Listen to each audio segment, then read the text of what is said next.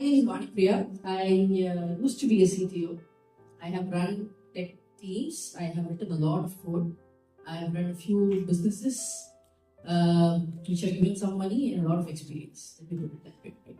So, unlike the previous two other presentations, this is going to be super non-tech. You will not find a line of code or anything in my presentation. The idea being, while I started like a lot of you, right? We can write code, a brilliant idea comes, do something, we figure out there's not many customers who want to pay. So there have been a lot of lessons to those journeys, which I thought this is a nice opportunity. The startup club, so these are things that I want to share, and these are all real life experiences. It's not a tall story that I want to talk about. So, so my presentation is called From Code to Customers. How do you actually turn real life ideas into real businesses? Or is it even worthwhile convert them into real business? So that's what the presentation is all about. Okay, that's a hard truth. Every tech idea is not a business. Business is something that makes money, as simple as there were a lot of ideas that were thrown out like 10 minutes back, right? If you actually think through a lot of them, you'll all find that at the end of it, it's more like a weekend project for myself where I feel good about having that solution than something that can convert it into a business. A business has to give money. It has to give money every day for the rest of your life, for the rest of the employees that are going to be employed in the company, to all the investors who are going to be sticking around. So a business is a lot more complex. It's a lot more scale is something that people keep talking about. And when you run a business, scale at every level. How am I going to scale the salaries of my employees? Right? I may pay something and get them on board today, but it's not going to be just that, right? I have to give them increments. I have to give them perks to make them stay. So how am I going to cater to every bit of scale that I talk about? Be it employee improvement, be it my product improvement, be it my customer experience improvement. Each of these facets need to be scaled, not just your product. When people say scale, right, they think about, okay, there are 10,000 users today. How do I make it 1 lakh users tomorrow to 1 million, 1 million, right? Scale is not just about that. When the business has to scale, it has to scale across the spectrum, right? And when you think of an idea, you have to think through all of those points and see, is it viable to even have this thing, right? A lot of businesses start with like, hey, let's get a couple of interns. I don't want to code, I'll get a couple of interns to code. Interns will go to ChatGPT, get some random code like Kamalika and I were discussing some time back. Interns don't know the difference between B2B and B2C, right? They will just probably go, give me React.js code to do some front end. That front end might look beautiful for a B2B user, B2C user might not even like it, right? Same goes with the back end. So, you wouldn't talk about how to limit entries to an API. You probably just write an API which will have CRUD operations. But how often should that API be hit? What kind of security concerns need to be addressed? All of those things differ from domain to domain to geographies to geographies. So many things are there. Those nitty-gritties, if you ask ChatGPT about each of that as prompts, then probably it'll say, "Oh, you want, you know what, you want that? I'll tell you how to do that." But unless you actually know those things exist, ChatGPT is not going to integrate. Just be a boilerplate template code, which we all think it's super cool because it generated in under 2 seconds, right? Unfortunately, good things take time, and that's, I think it's a very famous saying. A lot of T-shirts I see. So I'm not going to put ChatGPT down. It helped me make this presentation as well. But what I want to say is, you have to take time to even understand what something that depth with which you get into a subject is more important than how fast you get a product out of the idea that you have, right? This is in support of a question that I think you asked sometime back to Kamali, right? There's one technology today, something tomorrow. Go learn Python, go upskill to go there, whatever. It's not about how many languages you know. It's just syntax at the end of the day. It's about how deep you know the foundational concepts. Do you know about scale? Do you know about security? Do you know about what else? There are so many things, right? About functional depth of how you write about how do you think of an object? How do you think of an ORM? Can you use a model here? Can you not use something here? Right? So once you understand all those concepts and then probably giving it as a prompt to even ChatGPT will make a fairly good job. You don't have to really learn Python to something else to something else. If you can write an amazing good code in one language, it's more than good enough, right? There are many translators these days that do a phenomenal job of translating code from one to another. So I would say it would be wise to understand what technology is foundationally, go deep into it, know one language where you can write code very well, and then if technology is going growing in paces, maybe understand how to translate from one to another. Or I won't even go to translate. If you know something really well, you just stick to it. You don't have to really go behind every other tech stack that comes. That's not viable. So yeah, so a good product does not mean good business and vice versa. Uh, Okay, so I said I used to be a CTO. Now I run a D2C company called Arla. The T-shirt I wear is my own product. It solves the problem. Like I was telling someone else some time back.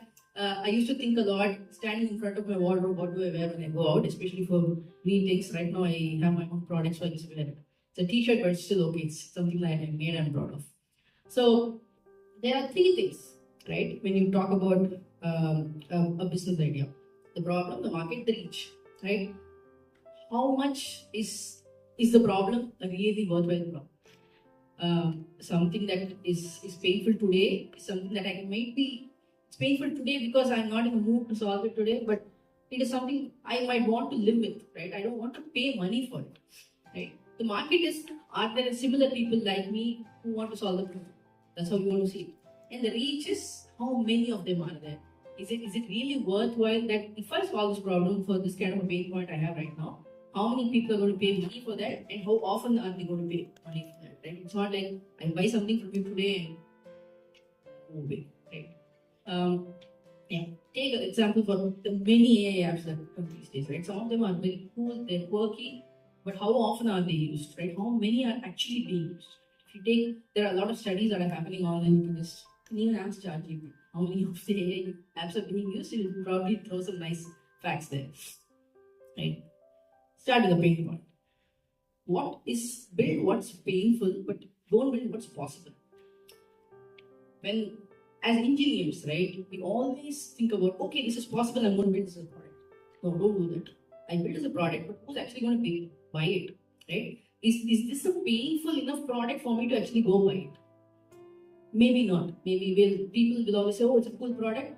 Okay, why don't you subscribe? They won't, right? And lose sleep over it. Right? Are you yourself going to lose sleep over it? I always take this over with experience. I've understood that, right? If I don't do this, is anybody going to cry about it? Or if I do it, is it niche enough that people are going to, even if they don't have it as a pain point, are they willing to take it up, right? And always tech is a means, it's not the end, right? We always start with tech, which is the I would say the cardinal sin, because tech is only the how part of it. What, why, who is where you have to spend. I would say they would say 60% previously. I would say 80% because tech is 20%. You have all these automated tools which can do a fairly decent job, right? So as engineers, always take. I was told a lot of you guys have a lot of engineering background, so I would say always take the product, which is why the product managerial position itself has become a big deal these days. When I started on engineering, project management is a big deal because services companies at that time was running the most here. The CTS were the biggest ones, the Cognizant, HCL, all those kind of companies, right? Services companies were big, so project management, PMP, and all of those things were cool at that point in time. Now it's product, which means product management role has become so wide, it's not considered cool anymore, right? Project managers are considered cool. It will change over a period of time. Like that's how the cycle of life goes on. So become more of a product manager than a tech person jumping into, okay, I'll code this, wow, ChatGPT give me the code. Don't do that, right? You have Copilot and all of these days. It's very nice to code along with Copilot. Gives you something, there's a conversational thing happening with it. So never start with code. I think this is a very basic information. Spend a lot of time analyzing the problem, not just from a code feasibility point of view, but from a market feasibility point of view as well. Okay. Build tiny, solve, right? Okay, MVP. The minimum viable product is what it always stands for. But I also turn it around to say minimum to prove the value of the product. Right? MVP can also be MPV. I'll give you my own story. This is not tech. So I do a bit of art, quite a bit of art. I have two children, so when I was pregnant, I was trying to take my mind off coding and all of that. Coding is very therapeutic, honestly, for me. But the environment around coding, where you have a CEO reporting to, they have customers yelling at, that's not a very nice environment. I'm sure you all of you will empathize with that, right? So there is always deadlines that you can never do. Some sales moron would have gone ahead and told, look, I will build you something that can be built in 3 years, in 3 weeks. And that guy would have had no clue how to get it, right? So because of his mistake, to save his face, the company's face, the engineers will always take the brunt. So I was heading that kind of a thing. So I said I'll go to art, something really unrelated, right? It's at least therapeutic for myself and the baby that was growing inside.